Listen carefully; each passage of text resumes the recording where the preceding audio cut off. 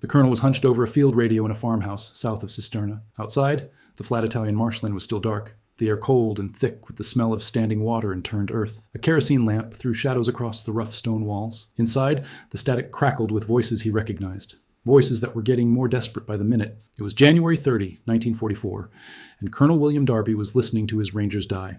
767 men from the 1st and 3rd Ranger Battalions had set out hours earlier, wading waist deep through an irrigation ditch that ran alongside the Mussolini Canal. Their mission was to infiltrate behind German lines under cover of darkness and seize the town of Cisterna before dawn. They moved in column formation, a long, vulnerable line of men struggling through freezing water with weapons held above their heads, unable to deploy, unable to maneuver. Nobody had told them that Cisterna was not a sleepy rear area town. It was an assembly point for German reserve divisions, including tanks from the Hermann Göring Panzer Division and infantry from the 715th Division. At least 17 Panzer IV tanks were positioned in the fields around the town, along with self-propelled guns and dug and machine gun positions covering every approach. A Polish conscript who had deserted to American lines tried to warn of the buildup, but the intelligence never reached the Rangers in time. At first light, still 800 yards short of their objective, the Rangers climbed out of the ditch onto open ground. Within minutes, they were surrounded. German machine guns opened up from 3 directions simultaneously. Tanks rolled forward into point-blank range, their main guns firing canister rounds into clusters of infantry. Some Rangers fought back with bazookas and sticky grenades, destroying tanks at the cost of their own lives. Others hurled themselves onto the vehicles bodily, detonating explosives that killed the crews and themselves together. The rest were cut down in the open without cover. Darby monitored the catastrophe from his farmhouse, hearing his men's radio calls grow more frantic and then fall silent one by one. His last transmission to the 1st Battalion has been preserved. He told them to stick together, use their heads, do what was best. He said he was there and they were here and he could not help them, but whatever happened, God bless them. When the radio finally went dead, Darby asked his staff to leave the room. He put his head in his hands and wept. Of those 767 Rangers, 6 came back to Allied lines. 12 were confirmed dead, 36 were wounded.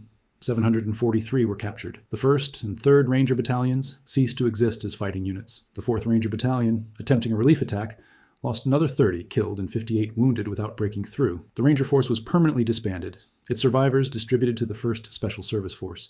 Darby himself, one of the most promising combat leaders in the Army, would be killed in action on April 30, 1945, just 2 days before the German surrender in Italy. And the man who had authorized the mission that destroyed the Rangers, Major General John Lucas, commanding the 6th Corps at Anzio, had just demonstrated what everyone from Churchill to Eisenhower was starting to suspect. The Anzio beachhead was in serious trouble. The general in charge was not the man to fix it. This is the story of how a virtually unopposed amphibious landing turned into a 4-month death trap. How one general froze after achieving total surprise, another general took over and clawed his way to a breakout, and a 3rd general deliberately sabotaged that breakout to get his picture taken in Rome. The cost was staggering. 29,200 Allied combat casualties, 37,000 non-combat casualties from disease, exposure, and psychological breakdown. And at the end of it, 7 German divisions that should have been destroyed walked away to fight another year because one American lieutenant general cared more about headlines than military strategy. 8 days before the Ranger disaster, things had looked very different. The Anzio landings on January 22, 1944, achieved what the official Army history calls one of the most complete surprises in history. At 200 hours, 36,000 troops from the 6th Corps hit the beaches in 3 assault sectors south of Rome. The British 1st Infantry Division under Major General Penny landed at Peter Beach, 6 miles northwest of Anzio, supported by the 46th Royal Tank Regiment and commandos of the 2nd Special Service Brigade. Colonel William Darby's 6615 Ranger Force, including the 1st, 3rd, and 4th Ranger Battalions, along with the 509 Parachute Infantry Battalion, landed at Yellow Beach directly in Anzio Port, and the U.S. 3rd Infantry Division under Major General Lucian Truscott landed at X-Ray Beach east of Nettuno. A single German company defended 9 miles of coastline. German Admiral Wilhelm Canaris had visited Kesselring's headquarters at Frascati days earlier and assured him he could sleep easy. By midnight of the first day, 36,000 soldiers and 3,200 vehicles were ashore. Total casualties were 13 killed, 97 wounded, 44 missing, against an expected bloodbath on the scale of Salerno 5 months earlier. Lucas himself wrote in his diary that the Germans were caught off base and there was practically no opposition to the landing. The plan, codenamed Operation Shingle, was Winston Churchill's personal creation. He had conceived it in December 1943 while recovering from pneumonia in Marrakesh, convinced that an amphibious hook behind the stalled Gustav line would break open the Italian campaign and threaten Rome. His physician, Lord Moran, recorded that the Prime Minister had a bright idea and was organizing an operation all on his own. Churchill personally badgered Roosevelt to retain enough landing ships in the Mediterranean for 2 divisions, going so far as to accuse his own generals of not wanting to fight, but being interested only in drawing pay and eating rations. Carlo d'Este writes in Fatal Decision that to suggest Churchill reveled in this role would be to understate the truth. Lucas wanted nothing to do with it. His diary is one of the most extraordinary primary source documents of the war, a running confession of doubt and dread from a commander who believed he was being sacrificed for a political operation. In early January, learning of Shingle, he wrote that unless they could get what they wanted in landing vessels, the operation was such a desperate undertaking that it should not be attempted. Otherwise, a crack on the chin was certain. Around January 10th, he added that the whole affair had a strong odor of Gallipoli, and that apparently the same amateur was still on the coach's bench. That was a direct shot at Churchill, architect of both operations. After meeting Churchill himself around the same time, Lucas recorded the Prime Minister declaring the operation would astonish the world and would certainly frighten Kesselring. Then Lucas wrote privately that he felt like a lamb being led to the slaughter but thought he was entitled to one bleat. He registered a protest against the target date as it gave him too little time for rehearsal. He was overruled, as he knew he would be. The real reasons, he wrote, cannot be military. On his 54th birthday, January 14, 8 days before the invasion, he wrote that the army had gone nuts again, that they would end up putting him ashore with inadequate forces and getting him in a serious jam, and then who would take the blame? A British soldier observed that Lucas seemed 10 years older than Father Christmas. After a disastrous final rehearsal on January 19, when the 3rd Division lost 40 amphibious trucks and 10 howitzers in rough seas, Admiral Cunningham told Lucas the odds were 70-30 that by the time they reached Anzio, the Germans would already be north of Rome. Lucas wrote that apparently everyone was in on the secret of the German intentions, except him. I think Lucas gets more sympathy than he deserves from some historians, but I also think he was set up to fail in important ways. His orders from Mark Clark told him to seize and secure a beachhead, then advance on the Alban Hills 20 miles inland. But Clark's final revised orders changed the language from advance and secure to simply advance on, giving Lucas enormous latitude on timing. Clark himself privately warned Lucas not to stick his neck out. He had overextended at Salerno and nearly been thrown back into the sea. He did not want to repeat. The ambiguity in those orders is critical. Clark wanted the option to blame Lucas if things went wrong, while taking credit if they went right. If you're finding this valuable, subscribing genuinely helps. It tells the algorithm this kind of deep research is worth showing to more people. Now, back to Anzio. So Lucas consolidated.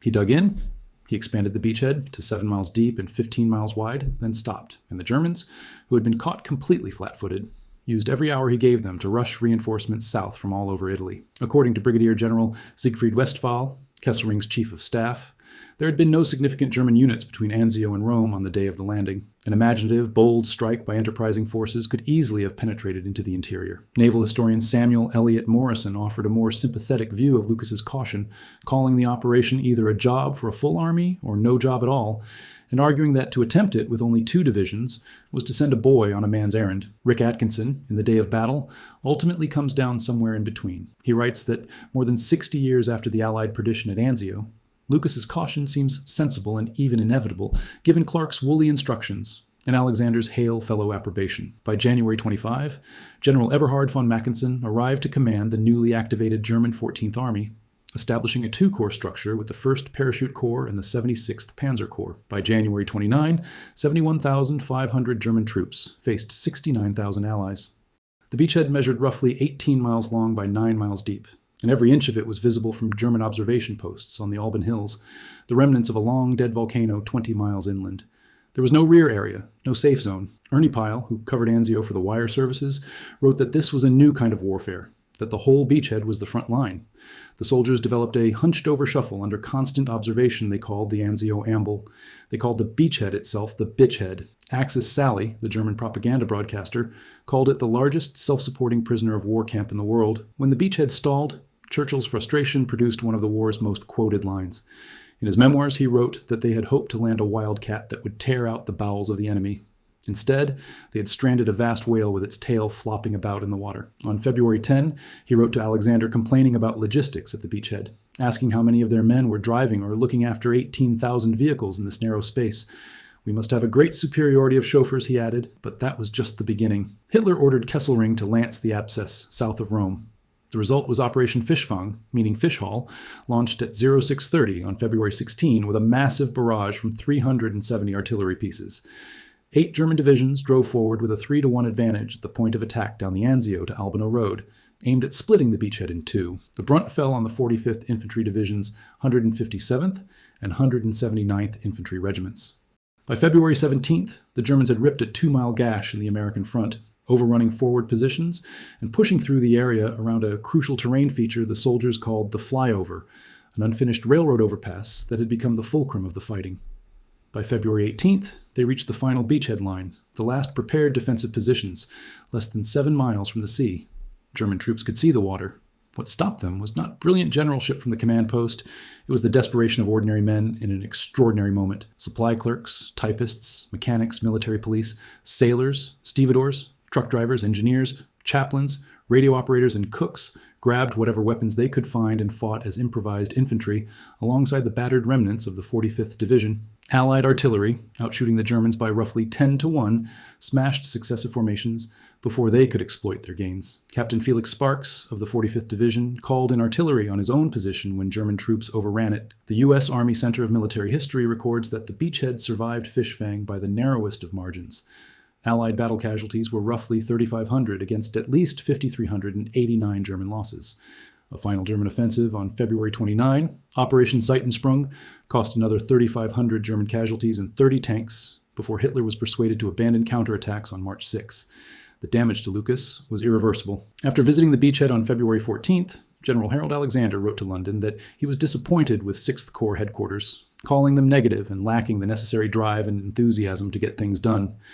On February 16th, Truscott was appointed Deputy Corps Commander, a clear signal to everyone on the beachhead that Lucas's days were numbered. Truscott himself observed a feeling of desperation, of hopelessness at the headquarters. On February 22nd, Clark returned and relieved Lucas, saying he had been worn out by the battle and lacked the dash required at Anzio. It was handled as a face-saving reassignment, Deputy Commander of 5th Army, then Command of 4th Army at Fort Sam Houston. Lucas blamed the British for influencing Clark. He died on December 24, 1949, at age 59. On his deathbed, according to his daughter, he kept repeating, "I did not do wrong." He is buried at Arlington National Cemetery. You need to understand who Truscott was to understand why his arrival on February 23 changed everything. Lucian King Truscott Jr. was born January 9, 1895 in Chatfield, Texas. He never attended West Point. He never graduated from any college. He got a teaching certificate at 16 by lying about his age, taught school in Oklahoma for 6 years, and joined the Army in 1917. His voice was a permanent rasp, the result of accidentally swallowing carbolic acid as a boy while playing in his physician father's office. Life magazine correspondent Will Lang called it his rock crusher voice. His appearance was unmistakable and deliberate. A battered brown leather jacket with bellows pockets, a white silk scarf from an airman's escape kit, printed with a map of whatever theater he was currently fighting in, replaced each campaign. Pink cavalry breeches and fragile knee-high cavalry boots he considered lucky. According to Rick Atkinson, he bore a striking resemblance to George Patton. Both men believed that visible aggressive leadership from the front was the single most important quality a general could possess.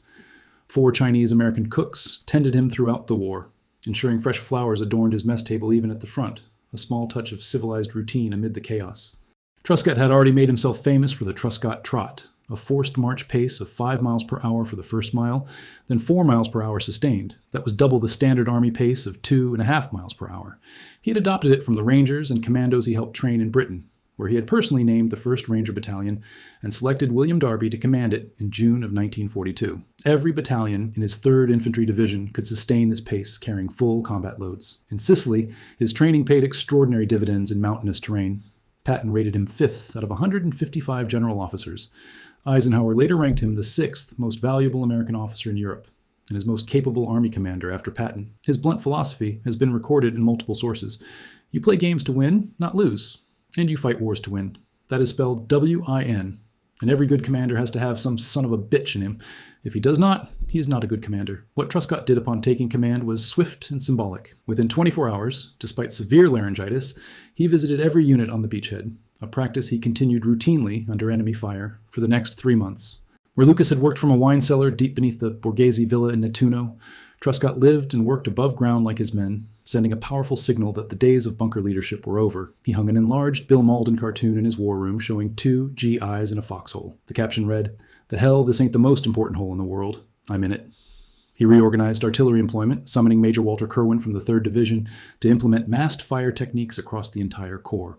He invited British officers for regular drinks, rebuilding Allied trust that Lucas had allowed to atrophy. He projected absolute confidence in a place where, by his own observation, There had been a feeling of desperation and hopelessness. I believe this contrast between Lucas and Truscott is one of the clearest demonstrations in the entire war of what leadership means at the operational level.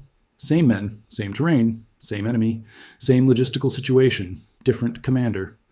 The troops who had barely survived under Lucas became an offensive force under Truscott. That transformation was not about resources or strategy. It was about the man at the top. From March through May, the beachhead settled into a grinding stalemate that soldiers compared to the Western Front of the First War. The 3rd Infantry Division spent 67 consecutive days on the Cisterna front without relief. 14,000 replacements arrived in March alone. The 1st Special Service Force, the Joint American-Canadian Commando Unit sometimes called the Devil's Brigade, held 13 kilometers of front with only 1,200 men, twice what was assigned to the entire 3rd Division. They fought 99 consecutive days without relief. Their aggressive night patrols with faces smeared in black boot polish earned them the Wehrmacht nickname Die Schwarzen Teufel, the Black Devils. A diary found on a dead German officer read that the Black Devils were all around them every time they came into the line, and they never heard them coming. The commandos left calling cards on dead Germans bearing their unit insignia and the German words Das dicke Ende kommt noch, meaning the worst is yet to come.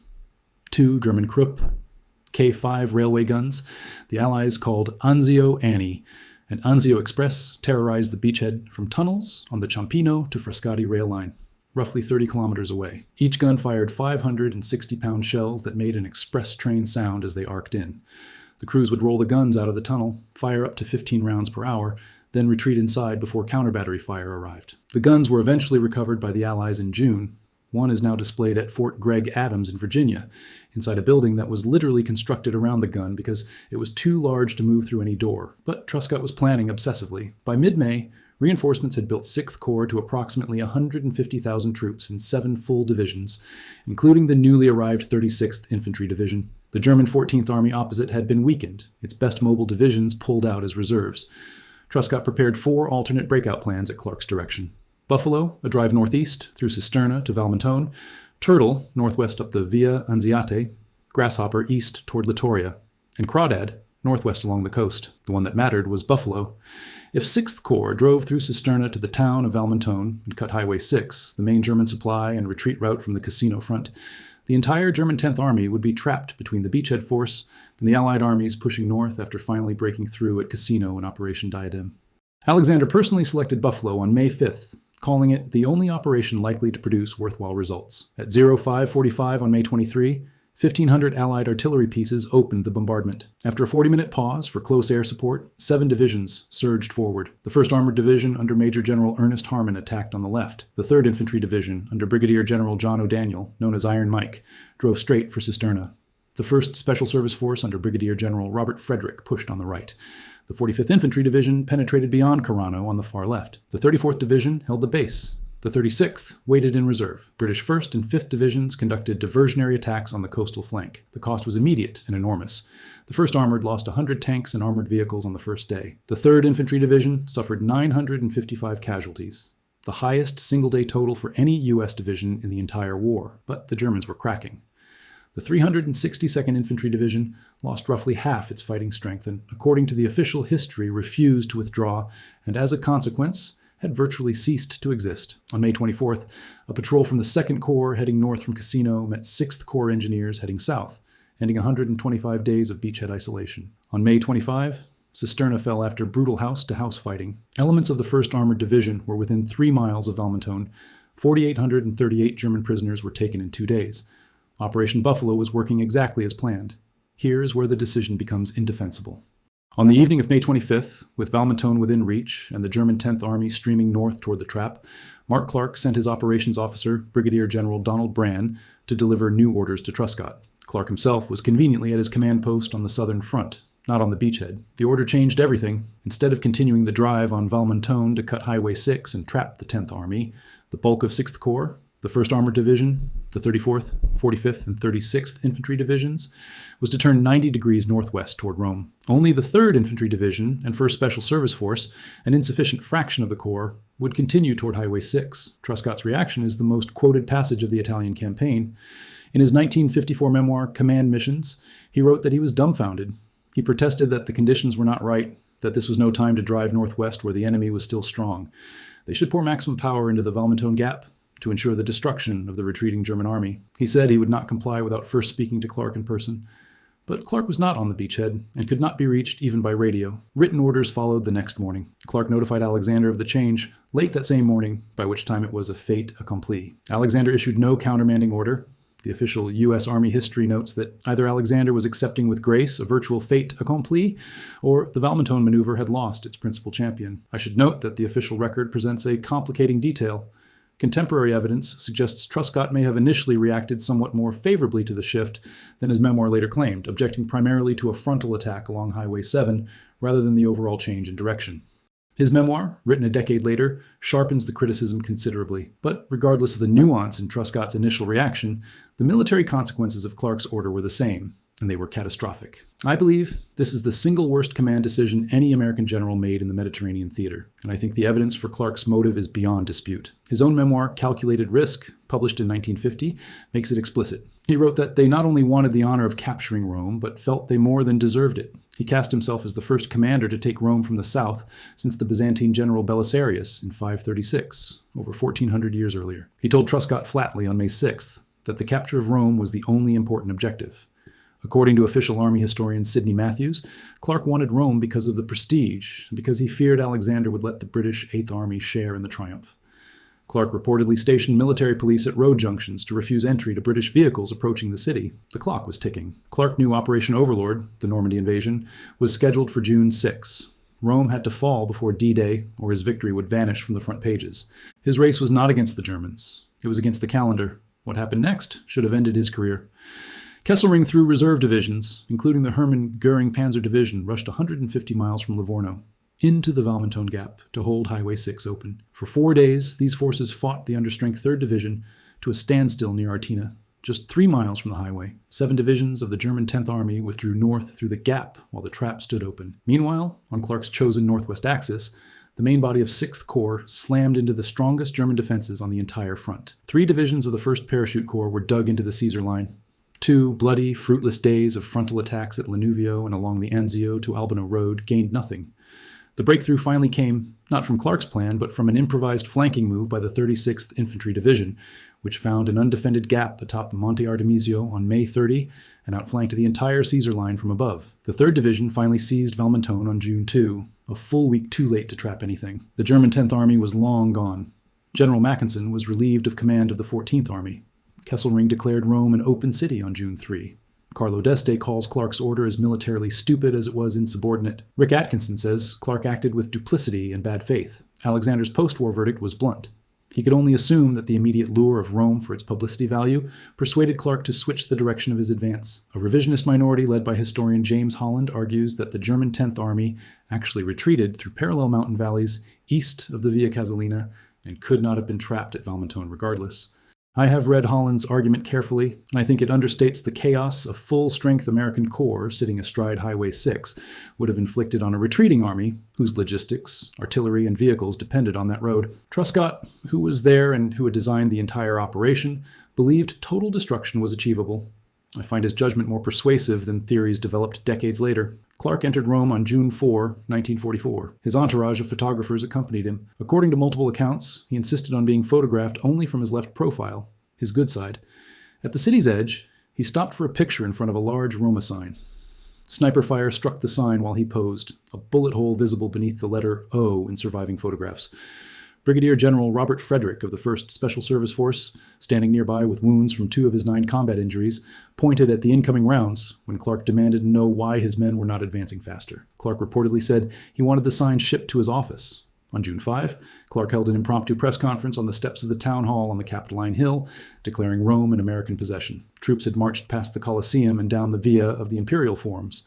Pope Pius XII addressed GUIs in St. Peter's Square. Clark's subordinates called him Marcus Aurelius Clarkus behind his back. His glory lasted less than 48 hours. The Normandy landings on June 6 obliterated Rome from every front page in the world. Clark's bitter reaction, according to those present, was that they had not even let him enjoy this for 2 days. British war correspondent Alan Wicker later wrote that Clark's vanity had lengthened the war by many months and earned him the contempt of American and British generals alike. Those 48 hours of headlines were purchased at a specific, measurable price. 7 German divisions escaped north to the Gothic Line and fought on for another 11 months until May of 1945. According to Atkinson, 312,000 Allied soldiers became casualties over 608 days of fighting in Italy, equivalent to 40% of Allied losses in the entire Northwest Europe campaign from Normandy onward. Among 750,000 Americans who served there, 23,501 were killed. Clark was never investigated or censured for the Valmontone decision. Unlike the Rapido River crossing, which triggered a congressional inquiry, the change of direction remained a matter of historical debate rather than official proceedings. Clark was promoted to 4-star general on March 10, 1945, at the age of 48. There is a scene that captures the real meaning of Anzio better than anything Clark ever staged for cameras. It happened a year after the battle. On Memorial Day, 1945, at the American Military Cemetery at Nettuno, Lucian Truscott was the featured speaker. Approximately 20,000 white crosses stood in rows behind him. An audience of dignitaries, senior officers, and sparkle-chested generals sat in folding chairs, waiting for the customary patriotic address about glory and sacrifice. According to Bill Malden, the cartoonist who had served at Anzio and was present that day, what happened instead was something no one expected. Truscott turned his back on the assembled dignitaries. He faced the graves. In his ruined gravel voice, he spoke directly to the dead. He apologized to them. He asked their forgiveness for any mistakes he had made that put them there. He promised he would never speak of the glorious dead, because he saw no glory in having to die while still in your late teens or early 20s. Then he walked away without looking back. I think about those two images whenever I consider what Anzio really means. Clark posing for his good side in front of a road sign while snipers shot at him. Truscott turning his back on the living to apologize to the dead. One general wanted to be seen. The other wanted to be honest. One of them saved the beachhead and had the victory stolen from his hands. The other flew in for the photographs. The battle produced 22 medals of honor, the most of any single engagement in the entire war. 7 were awarded for actions on a single day. May 23, 1944. Sergeant Sylvester Antillac of the 3rd Division charged 200 yards across flat ground near Cisterna, was knocked down by bullets 3 times, kept getting up with one shoulder gashed and his right arm shattered, wedged his submachine gun under his good arm, killed 2 Germans, and forced 10 to surrender. He was killed in action shortly afterward. Those men did not die so that a lieutenant general could have his picture taken from his good side in front of a road sign. Truscott wrote the final verdict himself, with a simplicity that needs no embellishment.